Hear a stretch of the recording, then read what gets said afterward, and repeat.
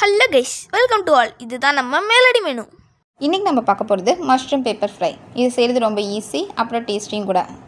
இதுக்கு நான் ஒரு பேக்கெட் மஷ்ரூம் எடுத்திருக்கேன். அதை பச்சை தண்ணியில் வாஷ் பண்ணிவிட்டு சுடு தண்ணியில் கல்லுப்பு போட்டு ஒரு 5 செகண்ட் மட்டும் விட்டுட்டு நல்லா அலசி எடுத்து வச்சுக்கிறேன்.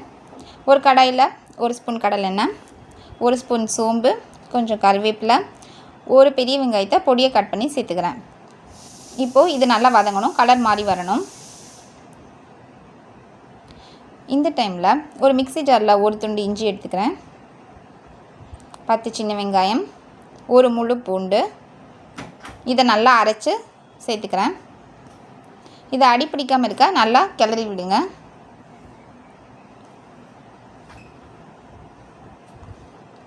இப்போ இந்த டைமில் 1 ஸ்பூன் மிளகாத்தூள், கொஞ்சம் மஞ்சத்தூள், தூள் உப்பு சேர்த்துருக்கேன். இதை வீடியோ எடுக்க முடியல, மார்னிங் டைம் கொஞ்சம் பிஸியாக வேலை பார்த்துட்ருக்கனால. இப்போ அடி பிடிக்காமல் இருக்க இதை நல்லா பரட்டி விடுங்க. இப்போது 1 ஸ்பூன் கொத்தமல்லி பொடி சேர்த்துக்கிறேன்.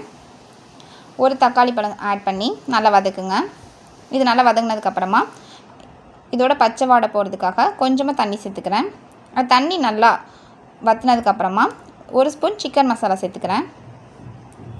இப்போது நம்மளுக்கு என்ன ஷேப்பில் வேணுமோ அந்த ஷேப்பில் மஷ்ரூமை கட் பண்ணி இதோடு சேர்த்து மூடி போட்டுருங்க.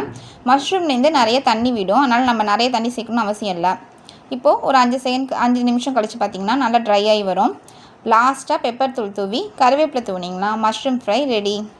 இது சாம்பார் சாதம், ரசம் சாதம், தயிர் சாதம், ஈவன் சப்பாத்தி கூட டேஸ்ட்டாக இருக்குங்க. ட்ரை பண்ணி பாருங்கள். தேங்க்ஸ்.